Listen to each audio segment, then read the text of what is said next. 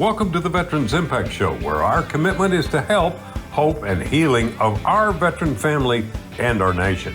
I'm Jim Blythe, a U.S. Navy veteran and a certified senior advisor. Join us as we continue the mission of leadership and commitment to our communities and our great country. Why, you never know where we're going to go or who you're going to meet.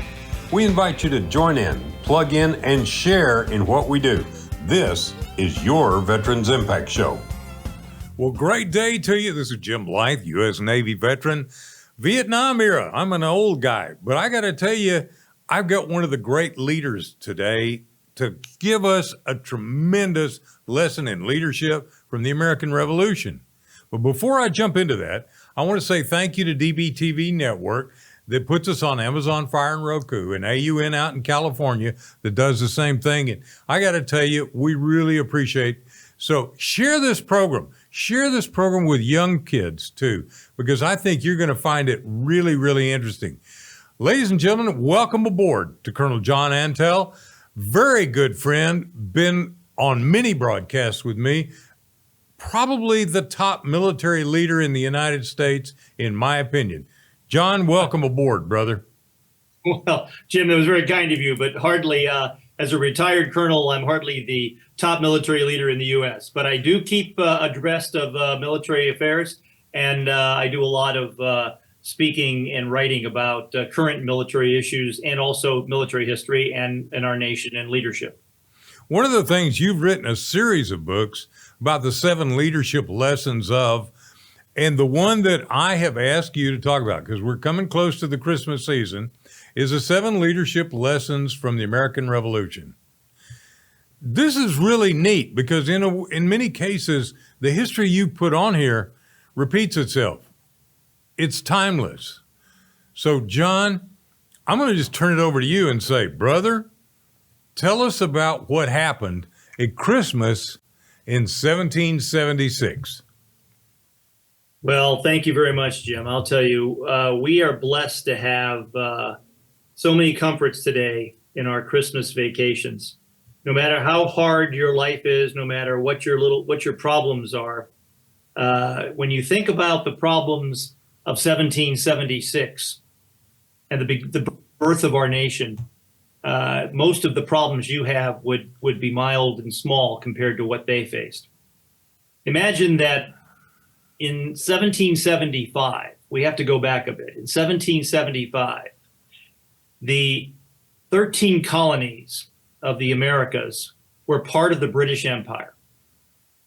And the British Empire decided that they were going to make sure that their taxes were paid in such a way that America paid a large portion of what their British debt was for fighting a war against the French, which became known as the French and Indian War in the United States.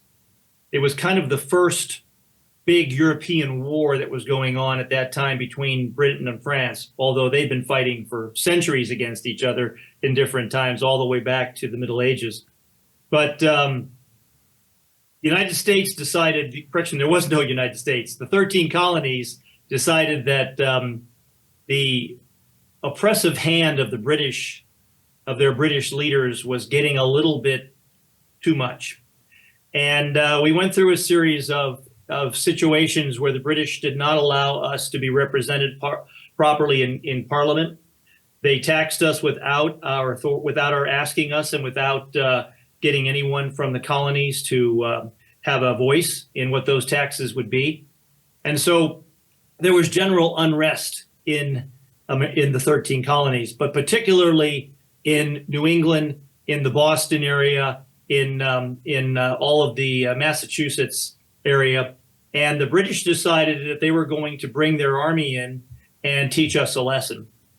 So in April of 1775, they decided to come and take away the guns that the colonists used to defend themselves against Indians and do hunting and everything else, because they thought if they didn't have any weapons, then they would just be easier to control. And so they sent their army out to Lexington and Concord and decided they were going to disarm the American rebels, as they were calling them then, although we hadn't yet completely rebelled against the British Crown.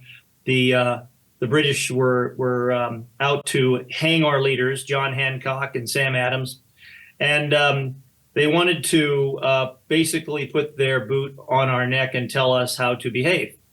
And we decided not to obey them, and so we fought them at the Battle of Lexington and Concord, where, in fact, we won a victory.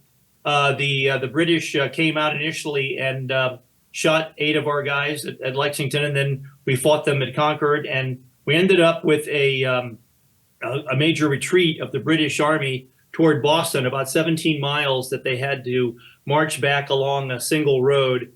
And the Minutemen, the farmers from around the area, picked up their weapons and began shooting at them, and the British took heavy casualties. Well, this started the war. So now the 13 colonies, or at least the Massachusetts colony, was in total rebellion against England, and soon all 13 colonies were so outraged by what the British had done that they all joined in Massachusetts, sent their soldiers up there, and the British Army was primarily in Boston, and so the Continental Army, the American Army at the time, sieged them in Boston, and a guy named Washington was put in command. General Washington, on the 14th of June, 1775, which is not only Flag Day, but the Army's birthday, important historical date, he took command of the Continental Army, of the 13 colonies, and they sieged Boston. Now, the British had had a pretty tough time of it on their way back from Lexington and Concord, and so they decided they would wait for reinforcements. Reinforcements showed up, and a General Howe and an Admiral Howe, both brothers, so we had the Navy and the Army of the British side, working together, decided that they would land the British Army and on the other side of Charleston Bay, and they would attack the bay in Boston. That they would attack up this hill, which was known as Breed's Hill and Bunker Hill. So you may have heard about the Battle of Bunker Hill.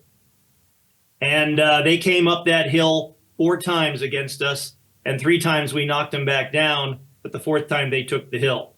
So with heavy casualties on both sides. So after that fight, the British decided to stay inside Boston town and did not want to come out because our guys had taken such a toll of their soldiers in the battle that had occurred at Bunker Hill. Well, Washington was now in charge. He wasn't there at Bunker Hill, but he came right after that. And the siege was well designed. They put up earthworks, they put up barriers, but Washington had no cannon. So he could not move the British out of Boston town, out of the city of Boston. So he sent one of his young colonels who had just recently been a bookseller in Boston. He had his own Starbucks. He had a coffee shop that was a bookstore. And his name was Henry Knox. And Henry Knox and his brother, his 14-year-old brother, got on horseback, and they went north to Fort Ticonderoga, which is about 350 miles from Boston. And Fort Ticonderoga was the scene of the largest fort in the area, and it was a key to the New York. If you were going to come down from Canada, you needed to have Ticonderoga, and it had been held by the British. But Ethan Allen and the Green Mountain Boys went up there with Benedict Arnold, who also showed up, and they surprised the British and took over the fort. With that, they had all the cannon that you could imagine. They had more cannon than were anywhere else in the North American continent. So Henry Knox went up there, and with his brother and his great influence and his leadership, and we owe a lot to Henry Knox because he was quite the leader. He organized what he called a noble train of artillery to take all the cannon that he could on sleds through the snow where there were no roads and across icy rivers and everything else to bring them from Fort Ticonderoga to Boston. This is a huge feat. Just walking from Boston to Fort Ticonderoga would be an amazing thing. dragging 17 tons of cannon and many other sleds full of ammunition and ball and shot and all sorts of other things that were needed for the cannon. This was a tremendous logistics effort. It took Knox a while to get there, but he got there in March of 1776. So when that happened, they were able to place all of these cannon up on Dorchester Heights, and they were able to face down the British in Boston. And Admiral Howe and General Howe decided that they either had to fight or they would have to withdraw. And when they saw all the cannon, Admiral Howe said, "I'm getting out of here." And General Howe said, "I'll go with you." And so they took the entire British Army, and many of the people of Boston who did not want to stay in the free American lands but wanted to stay with the British, who we call Tories, they all left and they went to Newfoundland and Nova Scotia. So at that point in April of 1776, there were hardly any British soldiers at all in the entire 13 colonies. And so we were euphoric, and we thought that now we have an opportunity to declare our independence. And sure enough, on the 4th of July, 1776, we hold these truths to be self-evident, that all men are created equal, that they are endowed by their Creator with certain inalienable rights, and that among these are life, liberty, and the pursuit of happiness. And we declared our independence from Great Britain. Well, King George, the King of Great Britain, was pretty angry. When he heard about the Declaration of Independence, and of course, his failure of his Navy and his Army, at Boston, he decided to come back with everything he had. And he launched the largest invasion that the British would launch until D-Day in June of 1944. And that was the largest military in the world at that time, weren't they? Well, they weren't the largest. The Chinese had big armies and the Russians had big armies, but it was the most feared army in the world because it was so well trained. Mm-hmm. And it was supplied very well by the British Navy. So the combination of the Navy and the Army working together gave Britain great power. And with that great power, they were able to forge an empire. So the British decided they were going to come back at us, and they landed in New York, and they started to fight George Washington, and Washington lost every single battle against the British. And he barely was able to keep the army together and was barely able to escape from New York into New Jersey, and he's fleeing from New Jersey now, and it's December of 1776. We have only been a nation, the United States, since July, and it looks like we're finished. And he had initially 20 or maybe even 30 to 40,000 guys around the Boston area because everybody was kind of having a great time in a way. They were happy, they were close to home. But now war is tough. Now their shoes have worn down. Now it's cold. Nobody's getting them supplies. And Washington's down to a couple thousand guys. And he's going through the snow trying to get out of New Jersey onto the Pennsylvania side to cross the Delaware River to get away from the British who are charging after him and want to finish him off.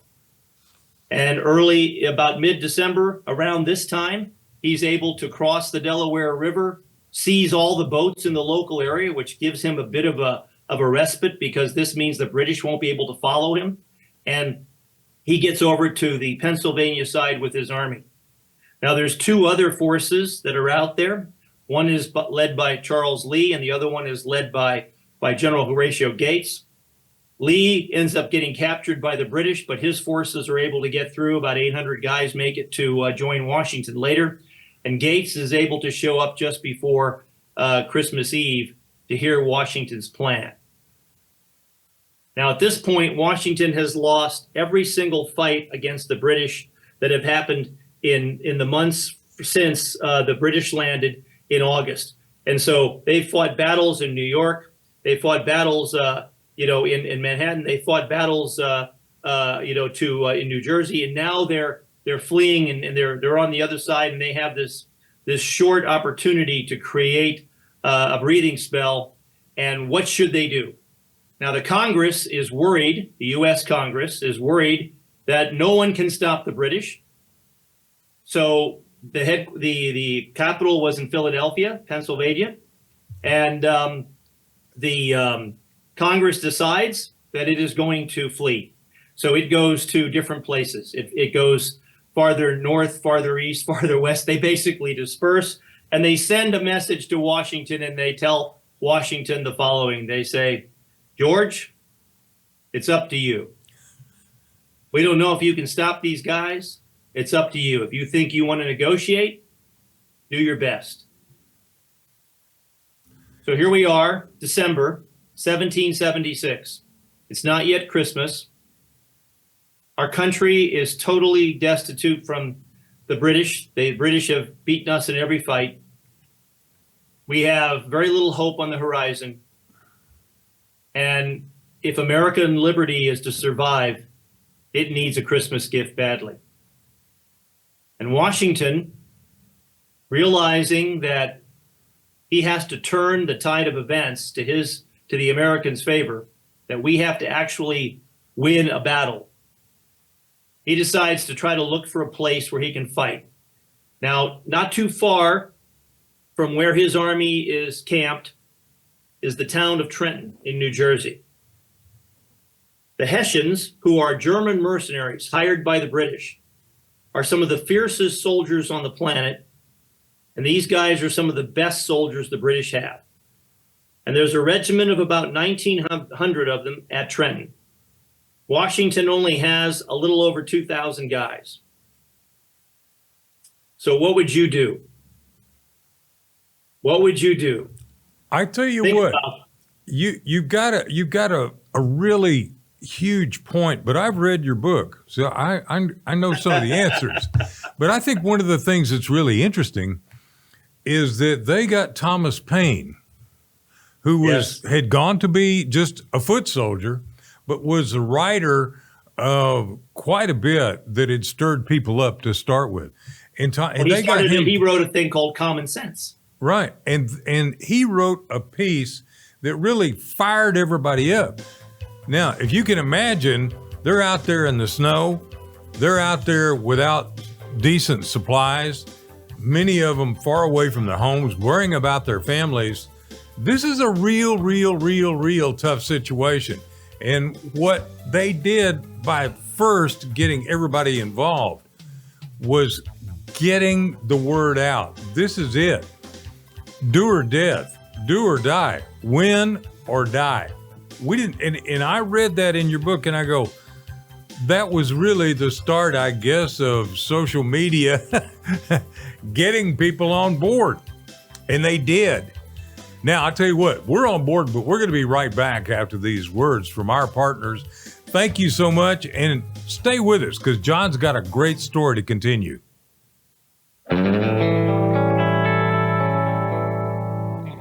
Welcome back, and thanks to our great sponsors, Fairway Independent Mortgage, Healing Thine Heart's Ministry, and Symbios Integrative Health. Now, let's get back to this conversation. We're talking with great leadership with John Antal. I got to tell you, I've read his books. They're tremendous. If you're in a leadership class and you want to know some good things, go to leadershiprising.net. Go to leadershiprising.net. John's books are on Amazon. John, you can get them from John. Yeah. And there it is right there. I got to tell you, great, because life and history repeat itself, and he gets it down to the basics. So, John, you got us to the point, and I kind of brought us in to say, hey, Paine got everybody motivated. But one of the other things that I think is really interesting, the point about the weather, that was about a 10-year cycle. Some call it the mini ice age.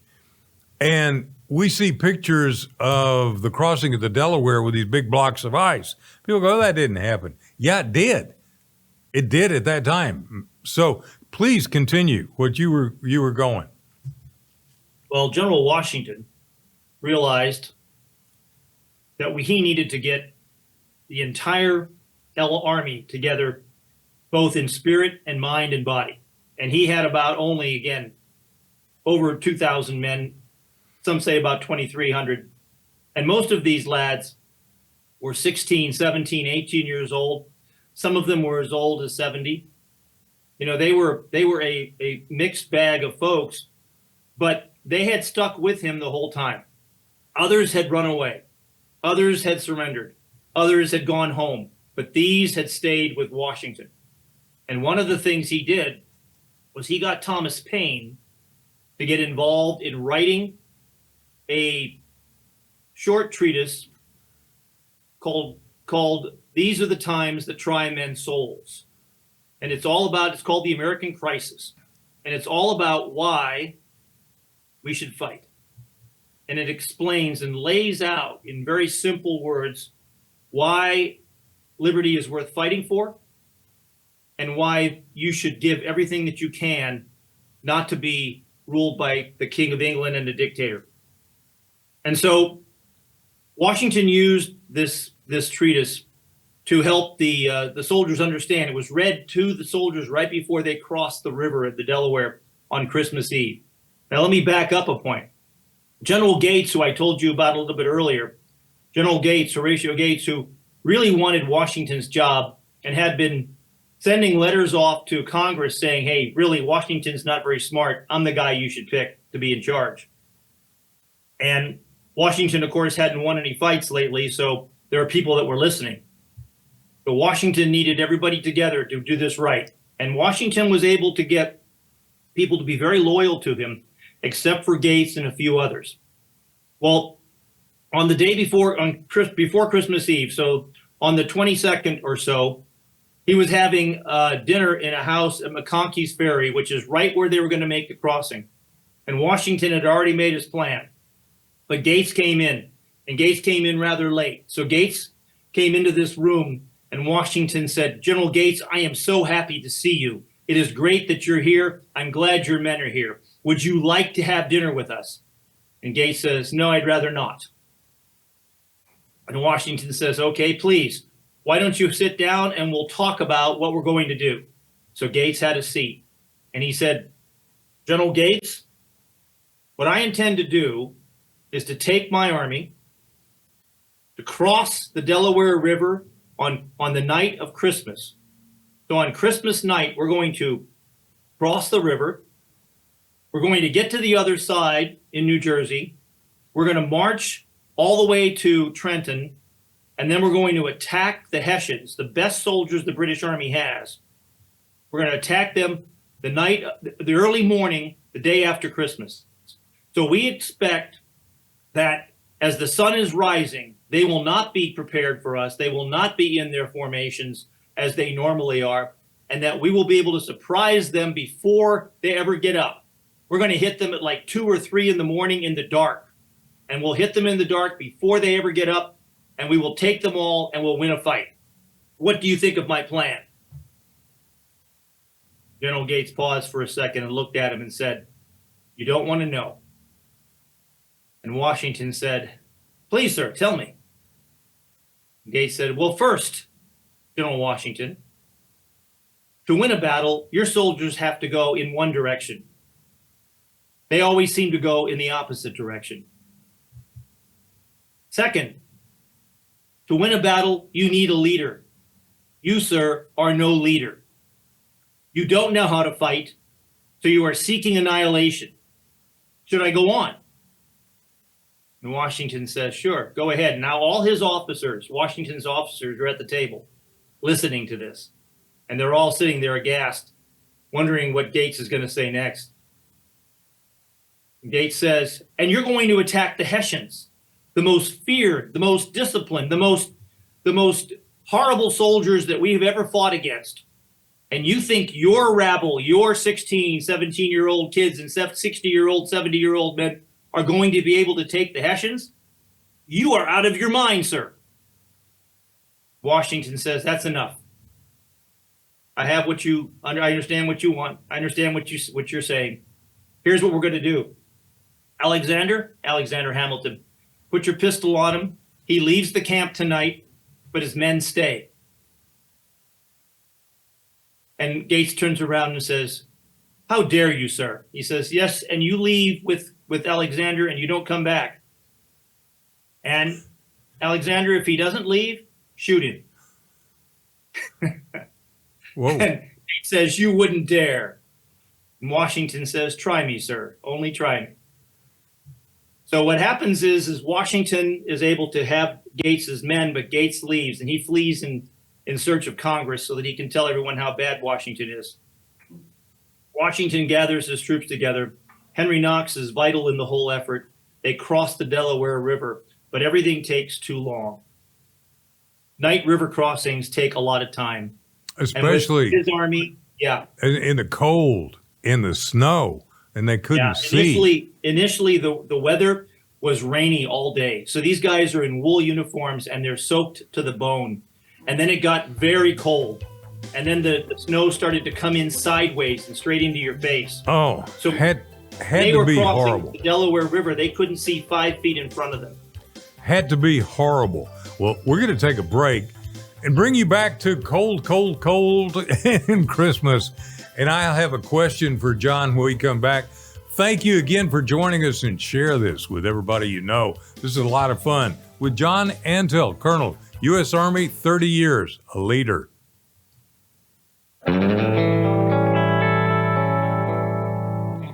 Welcome back, and thanks to our great sponsors, Fairway Independent Mortgage, Healing Thine Heart's Ministry, and Symbios Integrative Health. Now, let's get back to this conversation. John, I've got a question. The question is, did Washington think that the Hessians, because they were Catholic Christians, I don't know how Christian they were, but that they might be Christmas Day celebrating, drinking, being kind of raucous, and let their guard down, and so they would be asleep at 2 to 3 in the morning?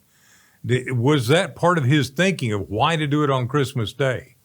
No, exactly right. The idea was to attack with surprise, and the Hessians were mostly Lutheran, so he thought they would drink a lot, and so they were all set to get out there and celebrate Christmas. And he thought that if he attacked them Christmas morning, the morning after Christmas, 2 or 3 or 4 in the morning, that he would be able to get them before they held their formations. Every morning, Colonel Rahl, the commander of the Hessians there, had put his men at what was called stand to. So they would form their formations as the sun rose, and they would have all their weapons ready to shoot. They would have their uniforms on. They would have their cannon ready, the horses and everything. And so every morning at sunrise, Rahl had his men at stand to, ready to fight. Washington had observed them personally. He'd gone to the other side on a reconnaissance and watched Rahl with a telescope and saw that every morning that he had done that. So he knew that if he attacked before daylight, that everything could go his way. And he hoped to get the surprise that was needed so that he could win a great victory. Now, what happened is that as they crossed the river Christmas night, everything took too long. It is very difficult to do a night river crossing in wet conditions. And the snow was so bad coming in straight into their faces and all, they could only see 4 or 5 feet.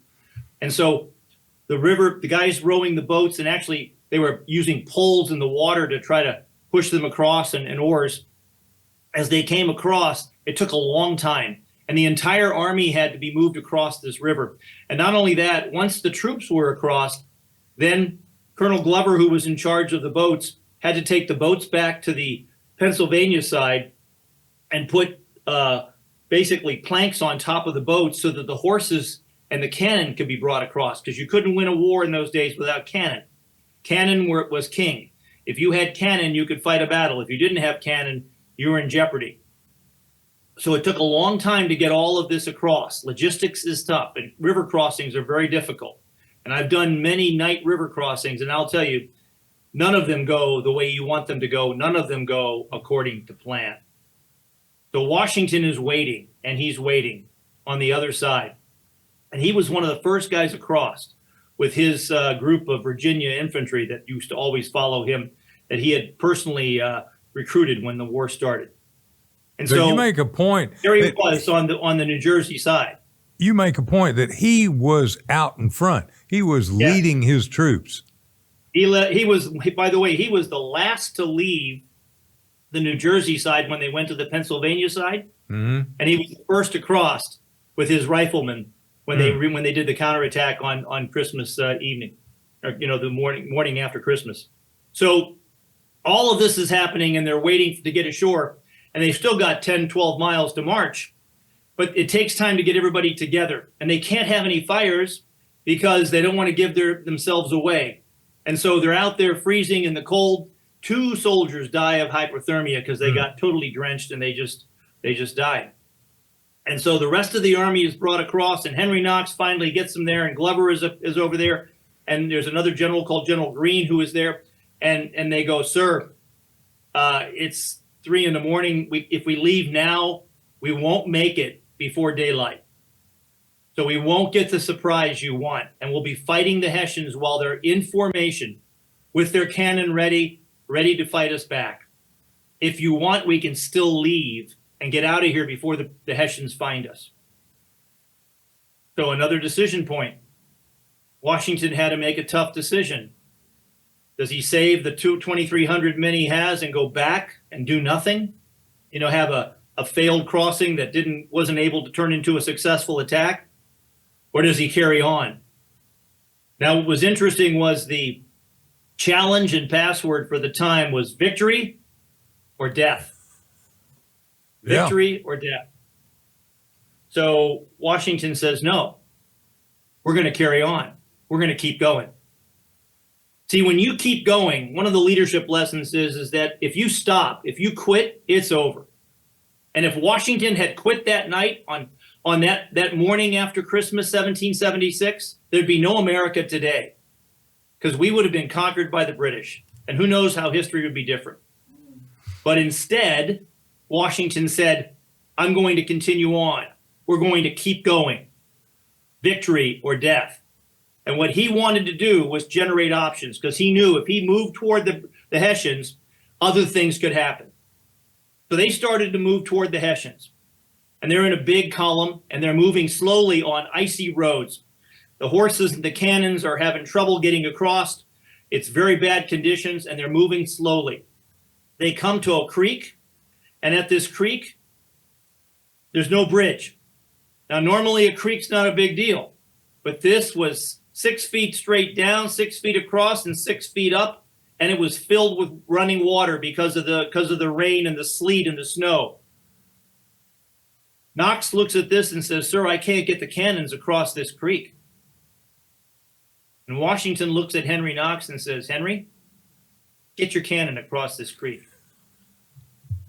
Now, Henry Knox he admired Washington so much he would do anything for George Washington, because that's the kind of leader Washington was. So Knox immediately decided he would take the cannon apart. They would take the wheels down. They would make sure that everything was disabled from the cannon, and then they would carry them across, manhandle them across this creek. Well, that took more time. And then he assembled the cannon on the other end.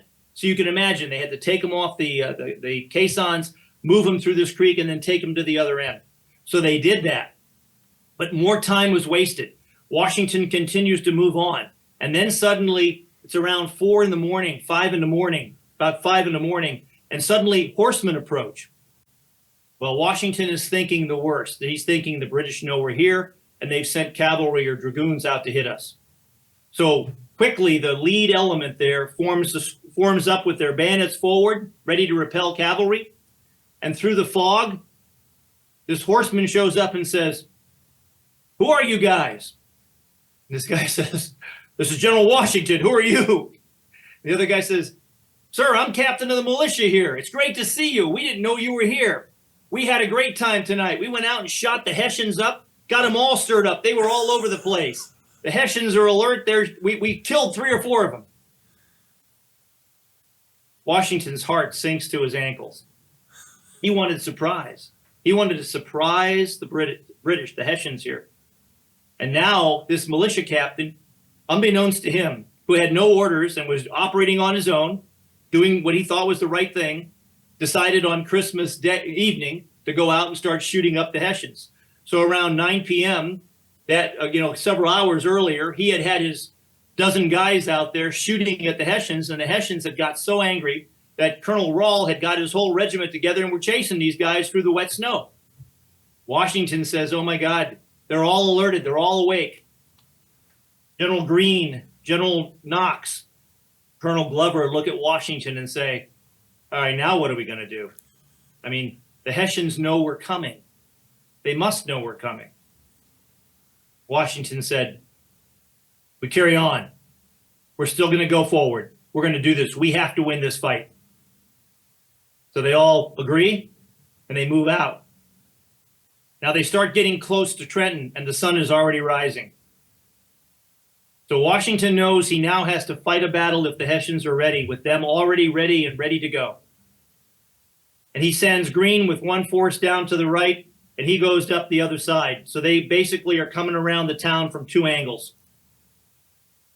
And they set up ready to fight, and they don't see any Hessians anywhere. There's smoke coming out of the chimneys. All the doors are shut. There's no sentries, there's no guards. What's going on? Washington can't believe his eyes. Suddenly, the weather clears. It's almost an act of God. It's like as if, as the morning came, the snow went away and it was just a clear, kind of cold, winter morning in Trenton. Henry Knox sets up the cannon. Washington looks at Knox and he says, Knox, start the ball. At 0800, they shoot. Knox fires. Boom! The cannons begin to fire. They hit into the houses. Suddenly, Hessians wake up. They start running around. They're all in chaos. Washington's men come in. The whole battle takes less than an hour. Washington loses not a single soldier. They kill 90 of the Hessians and capture the rest. Almost 1,500 are prisoner. It's one of the greatest fights Washington will ever fight. I like what you said. It was an act of God. No kidding. And because of this, we have an America today. But what he didn't know, what Washington didn't know, was that militia captain who had gotten Rawl all riled up. Rawl had taken his men out and they were running around until 4 a.m. and they were soaked to the bone. And he said, "Oh, my children, go back to your campfires and your houses. No one will attack in this weather." But Washington was determined, and that determination made all the difference. It made the opportunity for the United States of America to succeed. I think one of the big important things that I pick up from this is his men respected him so much and loved him that they followed him through what must have just felt like insurmountable conditions. Absolutely. I mean, horrible. And the fact that the odds were so bad, I mean, they were going up against the worst, the toughest fighters that the British Army had. So imagine if you're, for instance, a high school football team and you're going to go up against NFL players. That's how you would feel. I mean, these guys had always beaten Washington's men. They used to stick the Americans to pin them with trees with their bayonets and leave them there because they never took prisoners. So they were hated. The Hessians were hated. So when we took Trenton, we didn't kill any prisoners. Washington made sure that every Hessian was treated properly. Now, they did lose their jackets and their boots because our guys didn't have any. So they put on their boots and they took their jackets and wore them inside out so they wouldn't look like Hessians and got warmer. But then they all got around Washington and says, now what do we do? Do we stay here overnight? And Washington said, what are you, crazy? We just want this battle. If we stay here, we're going to get hammered by Cornwallis, who has a whole bunch of troops not far away, the British commander. So we have to go back and cross the river again.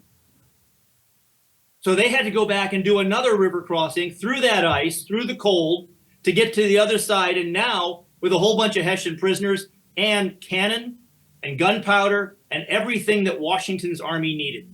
Yeah. And he did it. And what's even more amazing is that 10 days later, or a few days later, actually toward the end of the year, he attacked again at Trenton and then went north, getting around the British Army as the British Army was trying to attack him, and fought them at Princeton and won another fight.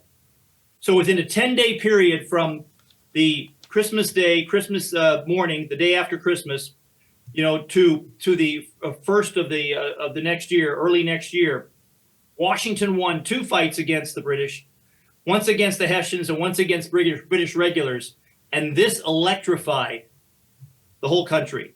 The 13 colonies, which were now the United States of America, were just electrified by the fact that we could win. And it won New Jersey back because New Jersey had been taken over by the British, and it turned the whole war around because Washington wouldn't give up. Because Washington had the character to get men to follow him and the leadership to know that decisions matter and leadership matters, and you have got to keep going. He never gave up. He realized that if he kept going, that he could generate options along the way, things that you couldn't think about until they happened. But adapt and up, improvise. it's over. Yeah, If you give adapt up, and it's over. improvise. In your right. book, I think at the end of this chapter, the leadership lessons learned by George Washington. And first of all, I believe what you said, that it was an act of God. The sun come up at the right time. The militia had stirred them all up. These guys had gone back to bed. They were all tired. They were wet. I mean, you know, if you can imagine, they fired a cannon, the guys woke up, probably couldn't figure out which end of day it was. So again, what you talk about is determination in your book. And at the end of the chapter, you have these things, the determination, never stop learning. He was paying attention. He was learning. He was learning what the enemy was doing, which you made a point about using the looking glass. Courage and self-confidence. He had the courage to take this determination and go forward. And delegating authority. He was also a leader who inspired other leaders to act within the commander's intent, understanding what Washington wanted. So Knox knew what Washington needed to do. When he said, get those cannons across the creek, Knox just needed that extra push, and he was able to do it. He didn't hesitate after that, but it took Washington to be the glue that held all these guys together to get them to get what they needed to do. And they needed a victory. America needed a victory, and we got a victory on the day after Christmas, 1776. So the lesson there is that if you come against America, we're going to attack you on Christmas night in the dark, and you're in trouble. Well, I think it's a good point is we had the plan. And that's one of the things that you teach in your leadership and planning. And again, I highly recommend this book. Please get it. You'll enjoy it. And John, you are doing a lot of teaching at the military bases right now about the new art of war, the new nuances, what's going on. Are you writing a book about that? Yes. In fact, I wrote 2 books that have just recently come out. One is called 7 Seconds to Die, which is a story about the Second Nagorno-Karabakh War. Now, this is a war between Azerbaijan and Armenia, and most Americans would say, why should I care? And the answer is, well, because it was the first war in history won by robotic systems. Wow. So drones were really important, and I've been teaching this lesson to the American military over the last few years, since 2021. And also then in September of last year, my latest book, Next War, which talks about all sorts of other things that you need to understand if you want to understand how wars are fought today, which of course involves drones, artificial intelligence, information warfare, cyber warfare, the ability to put together fires in a way that is aided by artificial intelligence, concept of a transparent battle space where everything can be seen. And so there, it's almost impossible to hide. All of these are lessons that we need to learn now. And John, we're in a war. Excuse me, we got to come to the break, but we're in a war right now because we're seeing the cyber, we're seeing the intelligence, we're seeing these things happening. So let's take a quick break, and we'll be right back with John Antal, great colonel, great leader, great author. Get his book.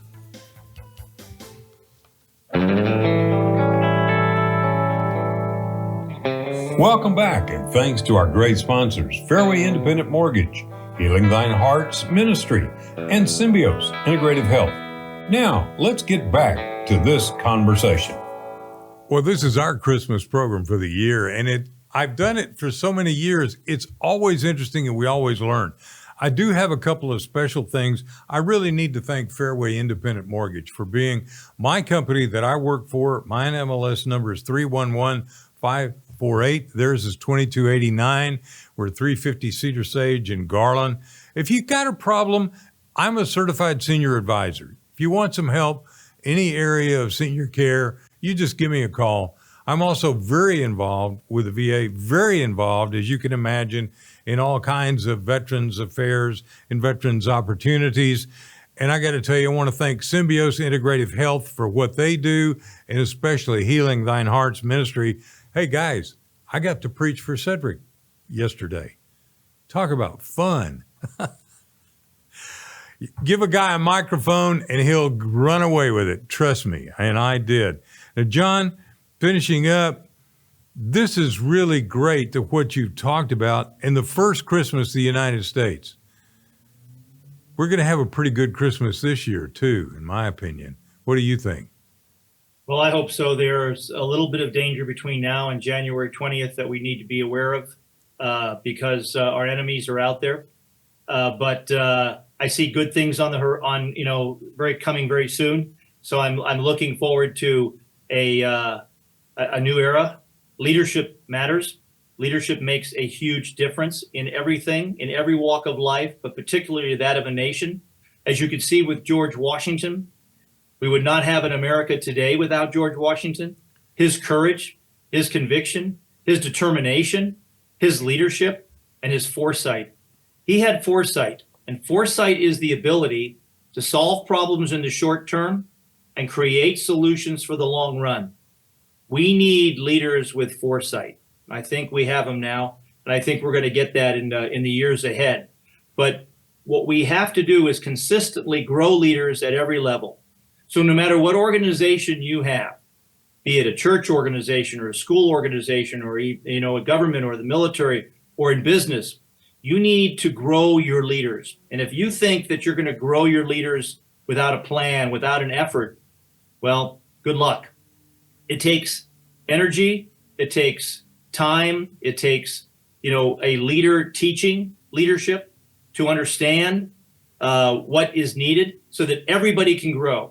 Imagine if your team was firing on all cylinders, if they in fact were doing the best they could be at all times because their leadership level was so high that the entire leadership IQ of the team expanded. This makes a huge difference in any organization, in any company, and it's something that you should all do. So what you're doing to fill up your mind with leadership thoughts is important.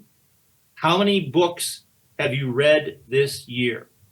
And most people will say, I don't read books. I may listen to some on Audible or whatever, but I don't really read books. Well, you need to read to lead. If you don't read, it is very difficult to lead. I have never met a good CEO, a good commander, a good leader who didn't read a lot. And they read so they can fill up their mind with the right ideas and the right thoughts so they can gain that foresight, that ability to solve problems in the short term and create solutions for the long run. John, almost every flag officer I've ever met and many of our senior officers all have multiple degrees and graduate degrees. But what you made a point one time, not about the officer corps, and then Admiral Woody Beale said to me one time, Jim, who really runs the Navy? And I said, the chief petty officers. He said, that's right, because our American military trains their NCOs. They train their enlisted men. They train it all the way down. It's training in leadership. And that's one of the most important things to recognize about being in part of the military. It was the best thing that ever happened to me. I got to tell you, I'm making a pitch for the families that are looking, what are we going to do when Joey graduates? What are we going to do when Cindy graduates this coming May or June? Need to take a look at the opportunities in the military. You need to take a look also at the opportunities for scholarships. And we're not just talking about the academies. There's NROTC programs, there's JROTC programs, there's all kinds of leadership programs. And you can go into the military and earn the money to go college with a GI Bill. And then if you're in the state of Texas, the Hazelwood Act will jump in and pay your tuition if you go to a state school. Leadership is critical, and leadership is one of the things that I have seen lacking in so many businesses, in so many churches, in so many aspects of life. And I think that we have seen some of the effects of that over the last 4 years. Not to be political, but we do have a change coming, and I'm praying for the change. And I'm praying that all sides work together. I don't want to live in a one-party nation. We need everybody communicating and working together. Agreed. John? Well, there's no doubt we'll never live in a one-party nation. This is America. That's so we're right. going to be okay. Yeah. But I will say that leadership matters, and what we have to do is think through how you can become a better leader. One of the most important things you can do to become a better leader is know who you are. It's very difficult to lead if you don't know who you are, what you stand for, what you believe in. And so some leadership books, for instance, talk about how you should lead. Mine focus on who you are so that you can learn to lead. That's why I love your books. John, I love having you on board. I want to have you on board to talk about your 2 books and especially what you're doing in training. But let's close out with a prayer for this end of year. Lord God Almighty, we thank you for leaders like Col John Antal. And we thank you for our men and women, active duty, and your hedge of protection around them, leading them with Psalm 91 and leading them to be able to keep our nation safe. And for our first responders as well, those men and women who are in the fight every day to protect us and keep our nation free. Dear God, thank you for our veterans and all they're doing, and for our leadership as it's growing, it's changing, it's improving. Dear God, thank you for all you do for us. And thank you, God, for bringing this nation back together, one nation, under God, indivisible, with liberty and justice for all. Amen. Thank you, John. God bless you. Merry Christmas and confusion to all enemies. You guys have a great time. Thank you. Bye-bye. Take care.